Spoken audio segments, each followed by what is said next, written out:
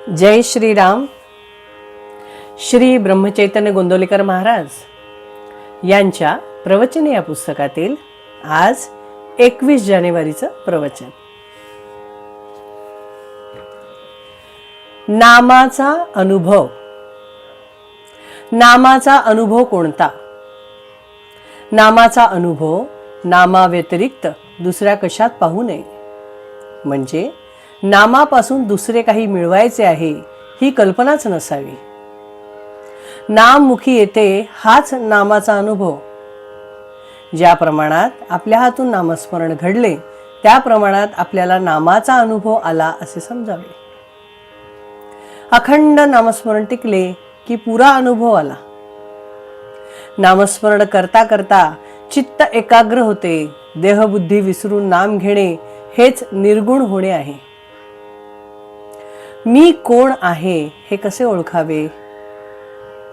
मी कोण आहे हे ओळखायला जडाने म्हणजेच वाचेनेच नाम घेण्यास सुरुवात करावी आणि ते नाम अखंड घेण्याचा प्रयत्न करावा. मग ते मनाने आतल्या आत होऊ लागते. पहिल्यानेच आपल्या प्रयत्नाने मनाला नामाचे वळण लावण्याच्या नादी लागू नये, कारण ते फारच अवघड आहे.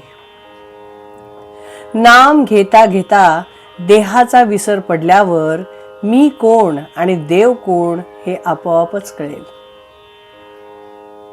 भगवंताच्या नामाचा नाद लागला तर दुःखाची जाणीव कमी होते. दुःखाची जाणीव नसल्यावर दुःख असले म्हणून बिघडले कुठे? काळोख्या रात्री जशी काठी आधार असते तसे संसारात नाम आहे.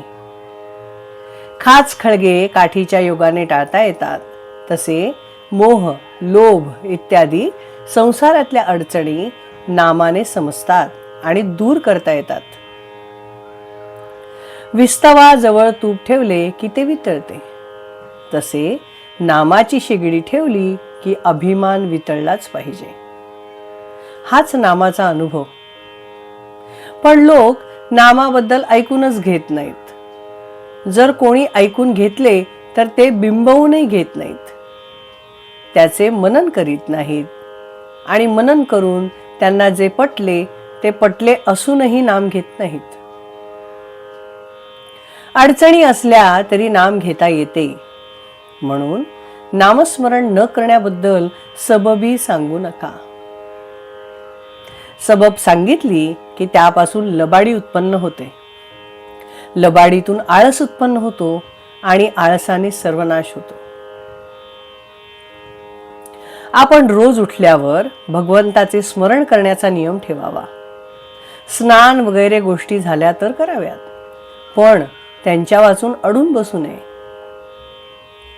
भगवंताचे स्मरण हे मुख्य आहे. अखंड नामस्मरण ठेवायला सोवळ्या ओवळ्याचे बंधन नाही. अखंड स्मरणच सोवळे आहे. उपासना कोणतीही असली तरी नामाशिवाय ती पचनी पडत नाही. महत्व नामाला आहे. निरनिराळ्या देशातले अन्न निरनिराळे असू शकते, पण ते पचवण्याकरता लागणारे पाणी इथून तिथून सर्वसारखेच. पाण्याशिवाय कोणतेही अन्न पचणार नाही. त्याप्रमाणे उपासना रूपी अन्नाला पचवण्यासाठी नामरूपी पाण्याची जरुरी आहे. म्हणून नामाला महत्त्व देऊन ते सतत घेण्याचा अभ्यास करावा. कसाही प्रसंग आला तरी नामस्मरण सोडू नये. त्यातून परमात्मा हात देईल. नाम घ्यायला स्वतःचीच आडकाठी असते. ती दूर केली तर नामाचा अनुभव आल्या वाचून राहणार नाही. जय श्रीराम.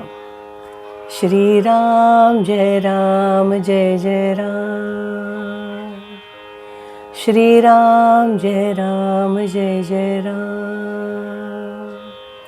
श्रीराम जय राम जय जय राम. श्रीराम जय राम जय जय राम. श्रीराम जय राम जय जय राम. जय श्रीराम.